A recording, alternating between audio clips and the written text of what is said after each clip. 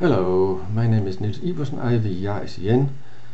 A couple of weeks ago I made a video about my word list method, which I introduced on the forum howtolearnanylanguage.com in 2007.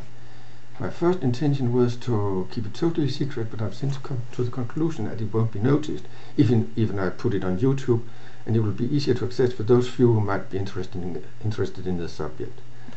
At the same time, I decided also to make videos of other techniques I use for language learning. I have put, in fact, a comprehensive guide to learning languages on the forum I mentioned, so the video you are watching could be seen just as a continuation of that project. My study methods will seem to be taken right out of the grammar translation, and to some extent they're right. I do think we lost a great deal when the use of translations back and forth, memorization of word list and from our grammar studies was thrown out of the window. But it's also clear that there was too much time wasted on making pretty translations into your own language, which you already know, I suppose, and too little emphasis was put on learning and to write and speak freely.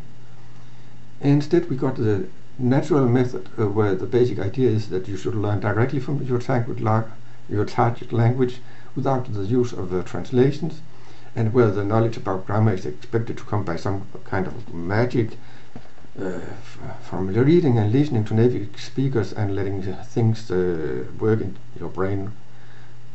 Well, okay, that's how children learn, we are told, but children live in a 100% immersion. They've got a lot of brain cells just waiting to be shaped and pruned, and they are extremely motivated. They get beaten if they don't speak like their peers, so they learn it. In contrast, the typical adult learner has a lot of other things to tend to, little time to study. We have got our native language to interfere in the process, and we have already lost a fair number of brain cells, so we are simply not in the same boat as a newborn baby. To compensate, we've got things the baby hasn't got, such as literacy. We can use dictionaries and grammars when we study languages, and we can use written texts, and in my opinion it is totally idiotic not to use the advantages we have got just because a child cannot use them.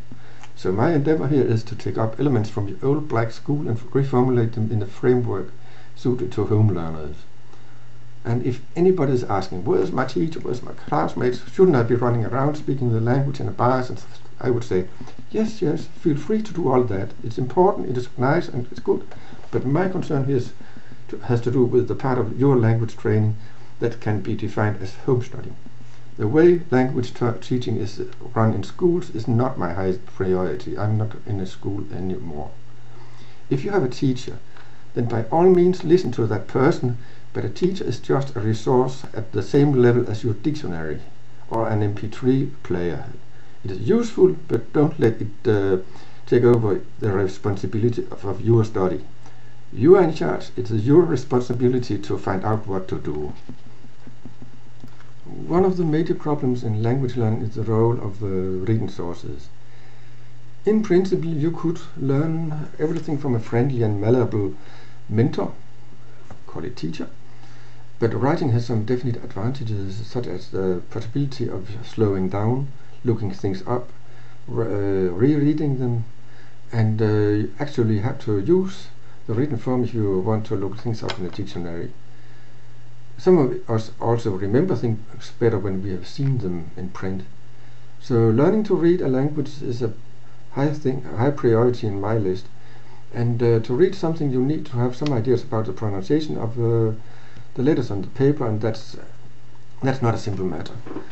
The first problem could be that you had chosen Chinese or Japanese or something like that, and then you have to use the next couple of years of your life to learn to learn the writing of those languages.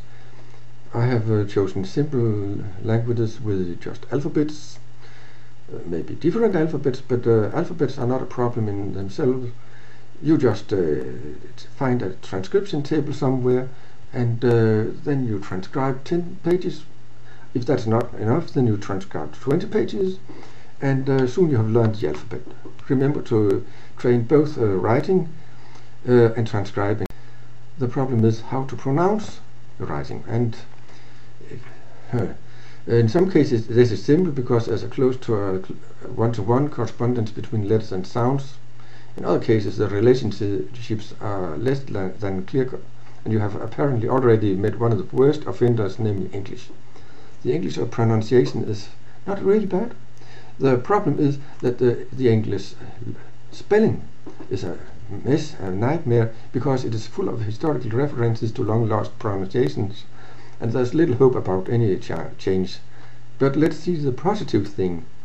Even in English, you can look at a written word, and there are certain ways that are possible, but many more that are impossible. With most languages, the spelling system is much more easy, and with some languages, there is a spelling system which is almost ridiculously simple compared to English. I started recently to learn Irish, and Irish has also a spelling that is definitely one of a kind. And I don't have a teacher. What can I do about that? Well, I found a decent speech synthesizer on the internet, and I regularly take around with some sentences there to hear how they are pronounced. If I had some text with audio, I could do the same thing, not with single sentences, but with a whole text, preferably several times with the same text. But there is a problem. If I don't understand the text, then I stop listening because I'm bored. So what to do? Get a translation. That's a good rule. And at the forum howtolearnanylanguage.com, there's a description of a method called listening reading, LR, where you first listen to a long spoken text while following along in the translation. It sounds totally different, impossible.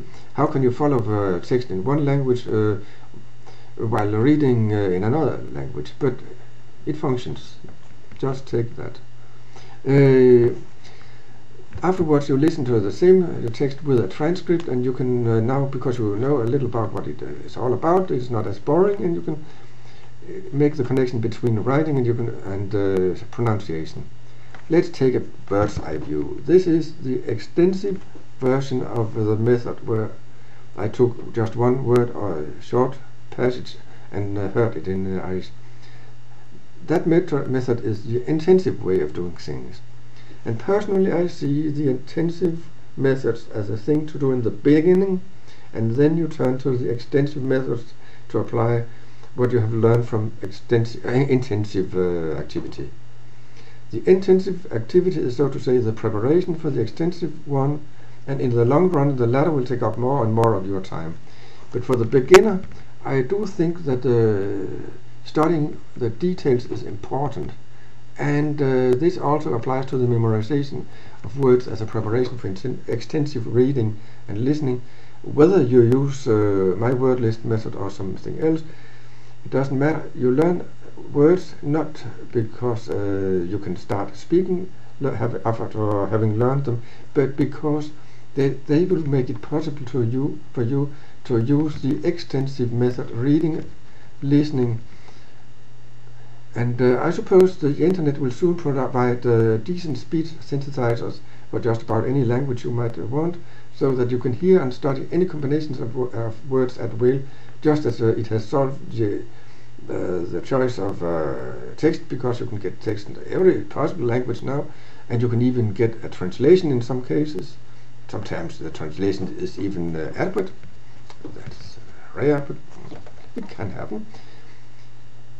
What did people do before? There is an older method, and I don't think it will disappear overnight.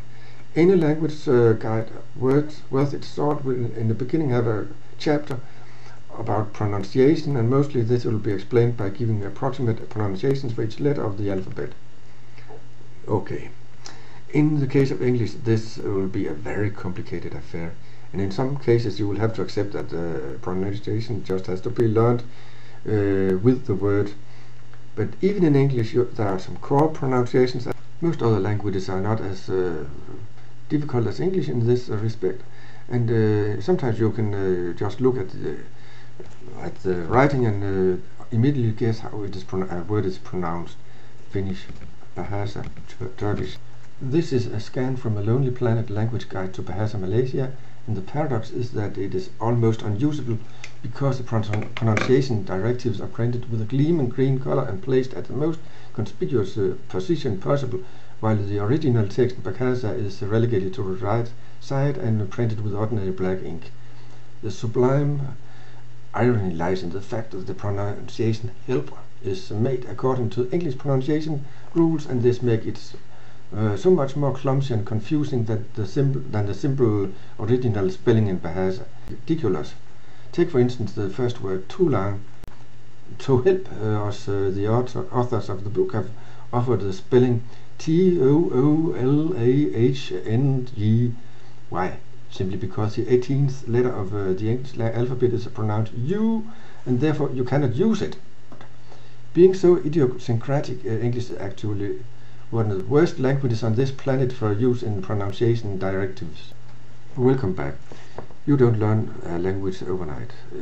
You can lay a foundation, and then you have to add the details. You have to perfect your pronunciation. You have to learn more words in due time. That's at least my way of thinking. I remember when I started to learn Italian and Spanish, I just had some textbooks with a list of letters and some directives giving the most common pronunciations, as I explained before. This was in the first part of the 60s, so it was before cassette tapes and CDs and long before the internet. How did I hear the sounds of the language? I didn't. For several years I didn't hear those languages, but I had some idea about how to pronounce them, and since then I have of course traveled in those countries, and now I think I can communicate, maybe not like a native speaker, but in an okay fashion. And if I had a long immersion stay, I'm sure I could get my pronunciation just reasonably good. So don't despair. Try to learn enough to get going, enough to communicate, enough to understand books, TV, films, and from that point on your extensive activities, listening, reading and so on, will take care of the rest. Goodbye.